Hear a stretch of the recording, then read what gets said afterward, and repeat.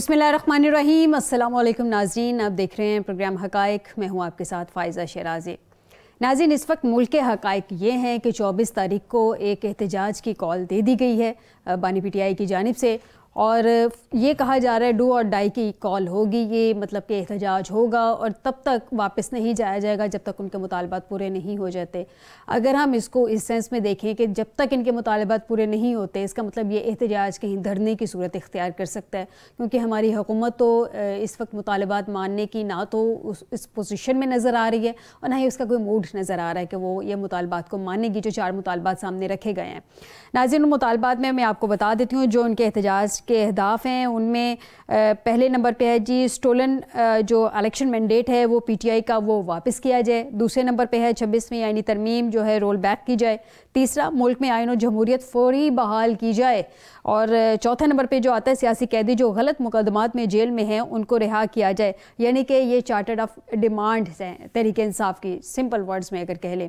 اس سب کے علاوہ ناظرین، چونکہ اس ساری صورتحال میں انہوں نے ایک پلاننگ بھی کرنی ہے، وقت کم ہے اور جسے سمپل ورڈز میں کہیں مقابلہ سخت ہے، تو آج پشاور میں تحریک انصاف کے بشرا بی بی نے ارکان پنجاب اسمبلی کو طلب کیا پشاور میں، اور ان کا اہم اجلاس تھا آج، وہاں پہ کوئی اسٹریٹجی وغیرہ مرتب کی ہوگی۔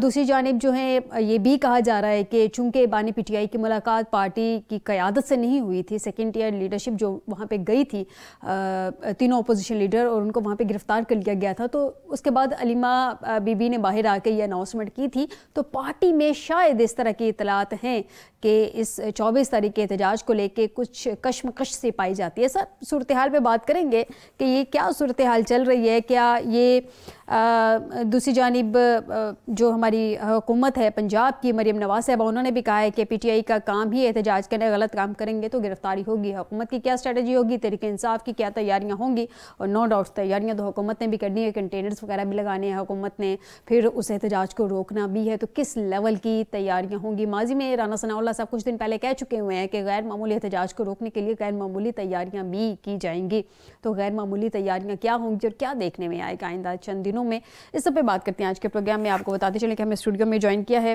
محمد نوشاد علی صاحب ہیں، سینئر صحافی ہیں، سینئر اینالسٹ ہیں۔ بہت شکریہ نوشاد صاحب آپ کا اسٹوڈیو میں جوائن کرنے کے لیے۔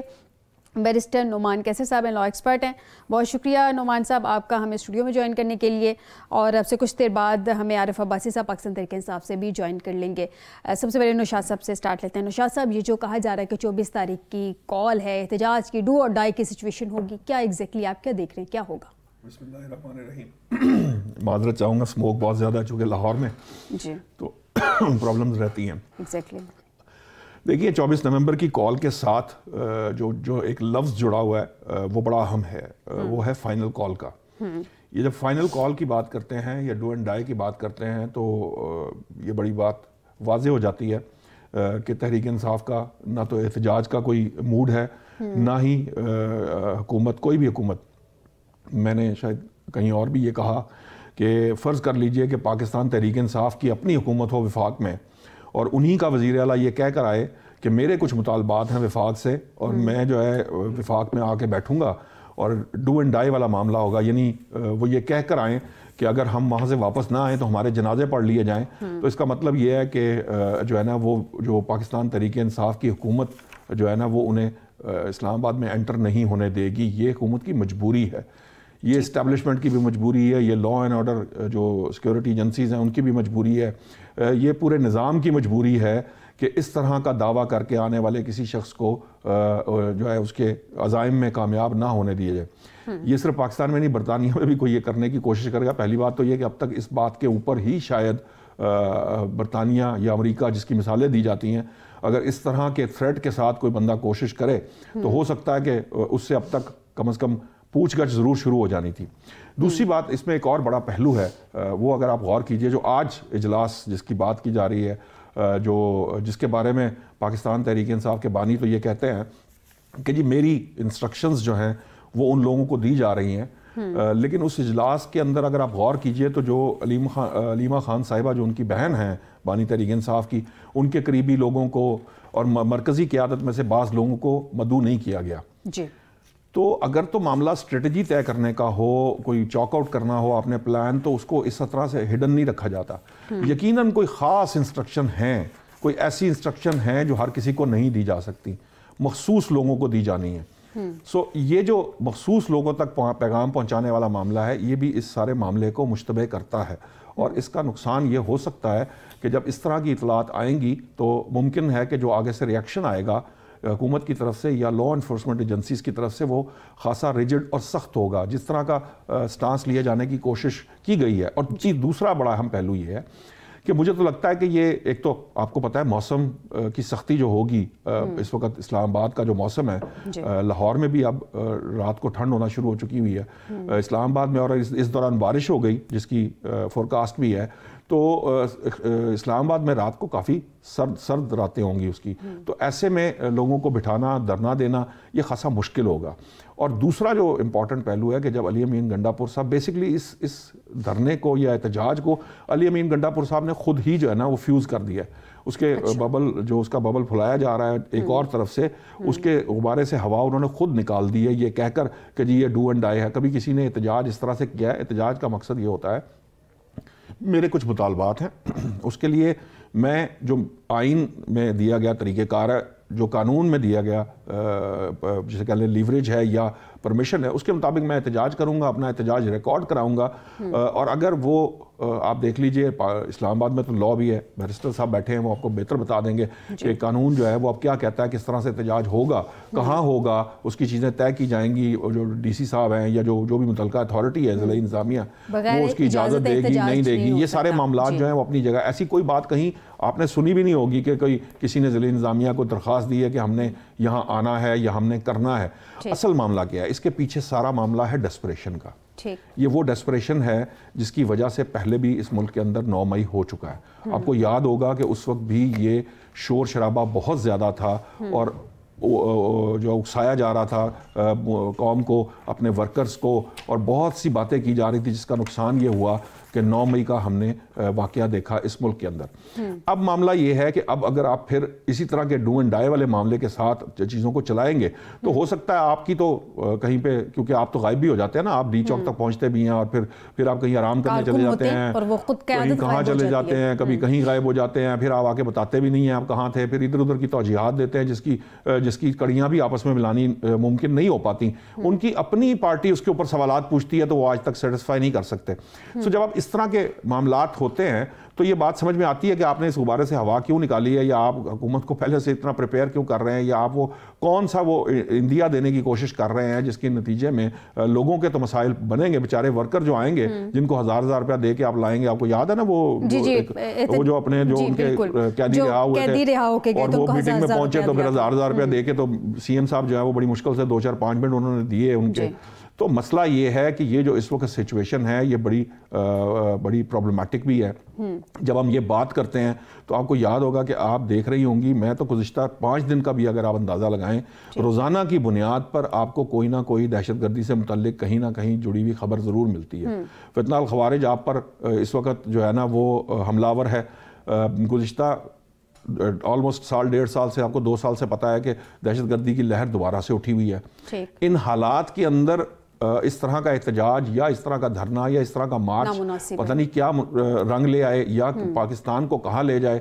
سو میری نظر کے اندر یہ اس کے نہ تو مقاصد صحیح ہیں، کیونکہ کوئی کچھ بھی کر لے، انسان ایک کام نہیں کر پاتا، اور وہ یہ ہے کہ اپنا گلا خود نہیں کاٹتا۔ تو یہ ممکن ہے حکومت کے لیے کہ وہ جو مطالبات وہ کہہ رہے ہیں کہ جناب وہ اصل میں کہہ یہ رہے ہیں کہ جی وہ انڈیا میں بھی ہماری نتیجے میں جو نتائج آئے تھے وہ ہماری حکومت بنی تھی، امریکہ میں بھی اب جو الیکشن ٹرمپ نہیں جیتا، بیسکلی ہم جیتے ہیں، وہاں بھی ہماری حکومت ہے، فلاں جگہ پہ بھی ہماری حکومت ہے۔ اصل میں یہ 2/3 نہیں تھی، یہ فل کمپلیٹ میجورٹی تھی جو فارم 47 کے ذریعے خراب کر دی گئی ہے، تو وہ ہمیں واپس کر دی جائے۔ تو وہ جو بنی ہوئی حکومت ہے، حکومت کے بس کی بات نہیں ہے۔ میں ذرا جان لیتی ہوں بیرسٹر صاحب سے۔ بیرسٹر صاحب، ایک تو یہ بتا دیں کہ لا پاس ہو گیا ہوا ہے کہ اب بلا اجازت کوئی وفاق میں احتجاج نہیں کر سکتا۔ اب یہ لوگ احتجاج کریں گے تو ان پہ کس طرح سے امپلیمنٹ ہوگا لا کا، اور کس طرح سے سختیاں آئیں گی۔ تو سر یہ بھی بتا دیں کہ اگر ان پہ سختیاں آتی ہیں، علی امین گنڈا پور کے جو ہیں آلریڈی ناقابل ضمانت وارنٹ گرفتاری نکلے ہوئے ہیں، تو صورتحال اکارڈنگ ٹو لا کیا بنتی نظر آ رہی ہے؟ جی شکریہ فائزہ۔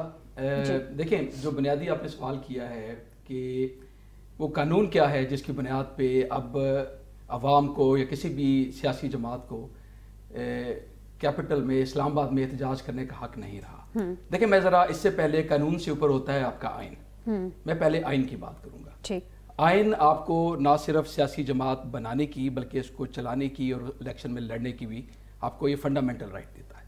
उसके बाद एहतजाज का आपने जिक्र किया, एहतजाज का भी एक बुनियादी राइट है। मैं निशात साहब से बिल्कुल मुत्फिक हूँ कि अगर कानून के पैरामीटर्स के अंदर रहते हुए वो एहतजाज किया जाए तो रियासत को ये हक देना हर सिटीजन के लिए ये बड़ा ज़रूरी है। अब रहा ये सवाल कि जो भी हालिया हिस्ट्री में अभी जो एक कानून पास किया गया है, वो बेशक पार्लियामेंट ने एक कानून पास किया है कि जो भी एहतजाज सर्टन रेड एरिया का भी उसमें देखा गया है कि उधर एहतजाज नहीं किया जाएगा, लेकिन इससे पहले भी एक कानून हुआ करता था, ये कोई नया कानून नहीं है, maintenance of public order MPO। उसके तहत भी जो मुतलका DC है वो दफ़ा 144 लगा देता था या अदरवाइज भी कोई नेशनल सिक्योरिटी का जिक्र करके वो एहतजाज पर पाबंदी लगा देता था।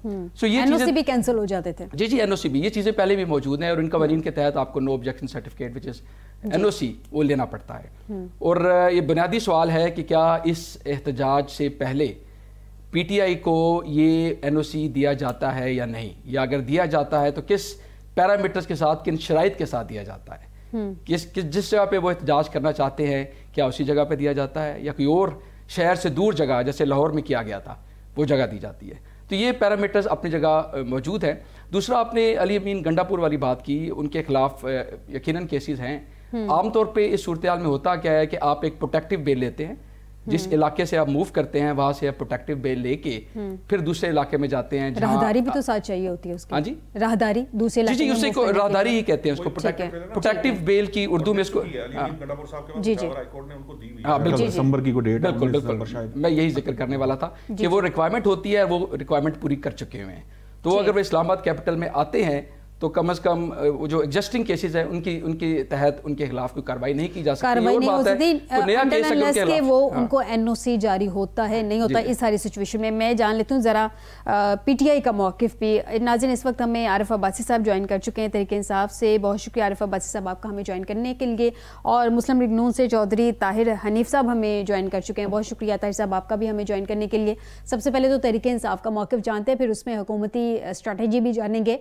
अब्बासी साहब ये बताइएगा कि 24 तारीख को फाइनल कॉल तो चले दे ही दी गई है, डू और डाई का कहा जा रहा है। अगर इस सब में आपको कामयाबी नहीं मिलती है तो इस पे कोई प्लान B भी है आप लोगों का?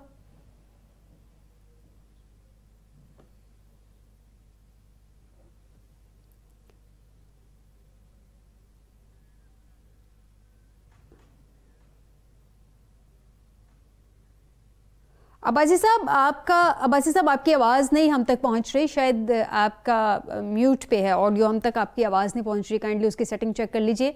मैं उतनी देर में ताहिर साहब से जान लेती हूँ। ताहिर साहब ये बताइएगा कि 24 तारीख को फाइनल कॉल दे दी गई है, ये कहा जा रहा है सर पे कफन बांध के निकलेंगे, डू और डाई हो जाएगा। तो सर ऐसे में हुकूमत की स्ट्रेटजी क्या है, कैसे निपटेगी इस सबसे?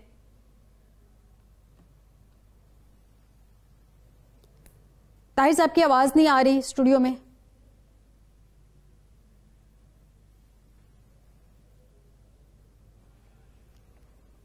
जी ताहिर साहब आप कंटिन्यू रखिएगा।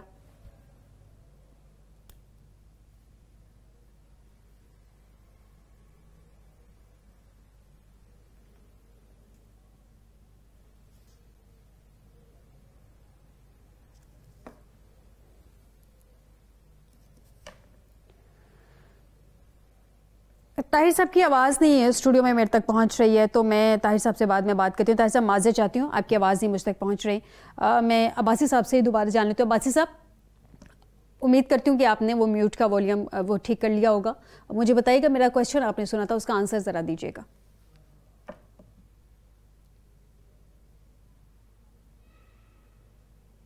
जी जी जी अब्बासी साहब।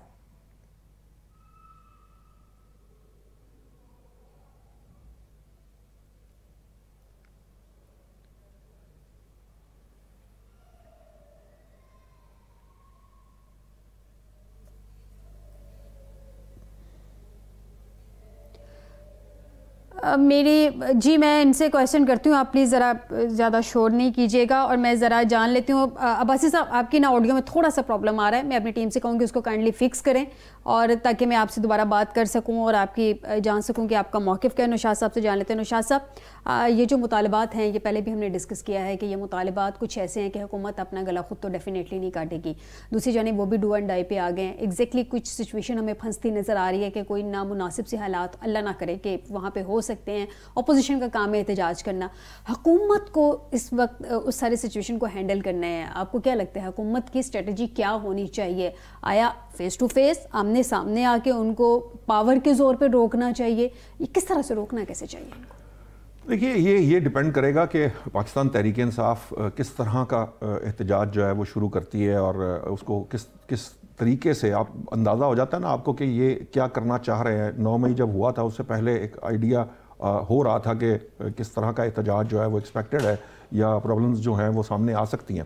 اب اس وقت مسئلہ یہ ہے کہ اس میں جو امپورٹنٹ میں نے آپ بتایا کہ مجھے تو ابھی تو فی الحال مجھے تو یہ احتجاج لگ نہیں رہا کہ یہ ہوگا, کیونکہ آپ نے یہ خبر بھی سنی ہوگی کہ پارٹی لیڈرشپ بڑی میجر جو لوگ ہیں پارٹی کے اندر, جو مرکزی قیادت ہے, وہ چاہ رہے ہیں کہ کسی طرح بانی تحریک انصاف کو ان کی یہ کال ان کو کہہ کے واپس دلائی جائے, کیونکہ ان کی نظر میں نہ تو اس وقت جو حالات موسمی حالات ہیں وہ موافق ہیں اس ساری ایکٹیویٹی کے لیے, اور دوسرا یہ ہے کہ اس وقت کوئی ایز سچ ان کو اس کا کوئی نتیجہ نکلے گا بھی نہیں, کوئی فائدہ ان کو ہو نہیں سکتا, کیونکہ جس قسم کی باتیں کی جا رہی ہیں. دیکھیے یہ تھا بیسیکلی, یہ میری نظر میں یہ جو پریشر ٹیکٹکس ہے, ہو سکتا ہے یہ کال واپس ہو جائے, اس کے کبھی امکانات ہیں اس بات کے. ان کے بانی خود یہ کال واپس لے لے, جی وہی لیں گے اور کوئی نہیں لے گا. کیا جائے گا یقیناً اگر پارٹی قیادت جو سمجھدار لوگ ہیں, وہ جو پنجاب گروپ کے اندر, جس کو پنجاب گروپ ہم کہتے ہیں, پنجاب کے اندر سے بھی, وہ پنجاب میں آپ کو پتہ ہی ہے, آپ نے دیکھا ہی ہے کہ خاص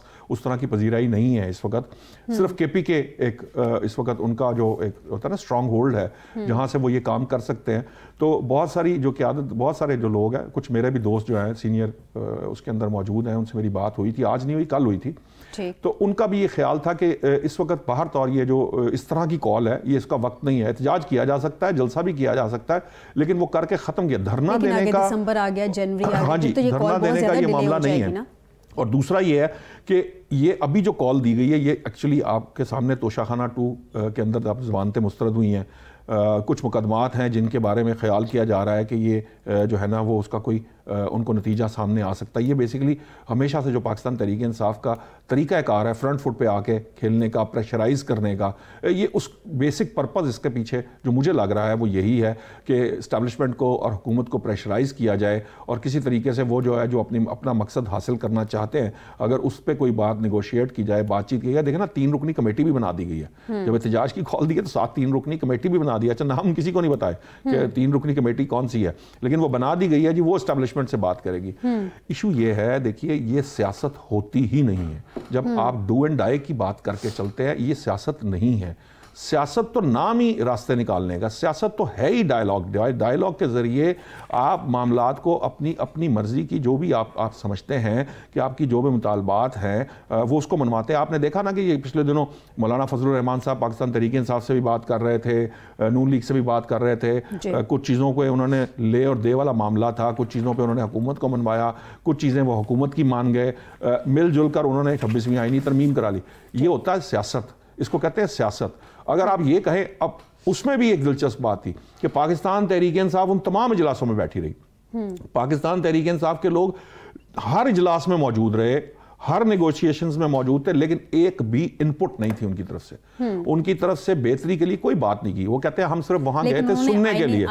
لیکن انہوں نے نشاط صاحب آئینی عدالت سے آئینی بینچ تک تو وہ لے آئے تھے نا, سجیشن تو انہیں کی تھی تحریک انصاف کی. آپ ضرور کہہ رہے ہوں گے, یہ آپ کہہ رہی ہیں کہ بھئی آئینی یہ کسی کے کہنے کی سلمان اکرم راجہ آن ریکارڈ یہ کہہ چکے ہیں. سلمان اکرم راجہ صاحب کا موقف ہے نا, آپ دیکھیے مولانا صاحب بھی کہہ چکے ہیں, مولانا صاحب نے بھی ایک بات کہی ہے کہ ڈسکشنز ہوئیں, لیکن انہوں نے ہم سے اس طرح کی کوئی انپٹ نہیں دی. ٹھیک ہے, ہو سکتا ہے کہ یہ پاکستان تحریک انصاف کا, بھائی اگر پاکستان تحریک انصاف کی وجہ سے یہ ہوا ہے, پاکستان تحریک انصاف کو اس کا کریڈٹ لینا چاہیے تھا. اس کا کریڈٹ نہ لینے کا کیا آپ بتائیے نا کہ کیا پرابلم کیا ہے. پرابلم کیا ہے, پرابلم یہ ہے, ہاں جی, پرابلم یہ ہے کہ اس آئینی ترمیم کی میں آپ کو وہ بتا دیتا ہوں. کل جب پاکستان تحریک انصاف کی حکومت آ جاتی ہے فرض کریں، پاکستان تحریک انصاف اس کو ختم نہیں کرے گی، ثانی ترمیم کو نہیں ختم کرے گی، کبھی بھی نہیں ختم کرے گی. جو چیلنج کیا ہوا ہے اس کا یہ سب صرف اپنے پریشر ٹیکٹکس ہوتے ہیں. ان کو پتا ہے کہ آئینی بینچ بن چکا ہے، جن گراؤنڈز پہ وہ بات کریں گے اس کا نتیجہ ان کو اندازہ ہے. ان کے وکلاء بھی تو مطلب بیرسٹر صاحب بیٹھے ہیں، یہ بتا سکتے ہیں کہ سچویشن کیا ہے. لیکن میری نظر میں یہ حکومت کو جو پاور واپس ملی ہے، جو ایک وقت کے اندر عدلیہ کے اندر آپ عدلیہ کے فیصلوں کو اٹھا کر دیکھیں، ایسے فیصلے ملتے ہیں جو بندہ انسان جو ہے پریشان ہو جاتا ہے کہ یہ فیصلہ ایک تعریف موجود ہی نہیں ہے. ایک بلیک لا ڈکشنری کا حوالہ دے کے تعریف دی گئی ہے، وہ بلیک لا ڈکشنری میں بھی وہ تعریف نہیں ہے. ایسے فیصلے آپ کو ملیں گے کہ جس میں آپ پریشان ہو جائیں گے. اور نتیجہ کیا ہوتا ہے پھر ایسے فیصلوں کا جو نتیجہ ہے وہ اس صورت میں سامنے آتا ہے کہ وہ وداؤٹ اینی تھنگ وہ اڑ جاتے ہیں. اگر آپ سیاسی بنیادوں پہ بات کریں گے، سیاسی بنیادوں پہ عدلیہ کو استعمال کریں گے، آپ بیسیکلی عدلیہ کا کندھا استعمال کرنے کی کوشش کر رہے ہیں نا. وہ عدلیہ کا کندھا استعمال کرنے کا روک دیا گیا. ساتھ انٹرپٹ کر رہی ہوں کہ کبھی عدلیہ کے کندھے استعمال کیے جاتے ہیں، کبھی مقتدرہ کے طاقتوروں کے کندھے استعمال کر کے سیاستدان جو ہیں وہ سیاست میں اپنی حکومت میں آ جاتے ہیں. پوچھیں تو وہ تو کچھ اور کہتے ہیں. ناظرین ایک چھوٹا سا بریک لیتے ہیں، بریک کے بعد واپس آتے ہیں، اپنے باقی مہمانوں سے پوچھیں گے کہ پی ٹی آئی کا احتجاج کس طرح کا ہو سکتا ہے اور آج پشاور میں جو ان کی اہم میٹنگ ہوئی ہے اس میں کیا ڈسکس ہوا ہے، کیا اہم ڈیسیژنز لیے گئے ہیں. ایک بریک کے بعد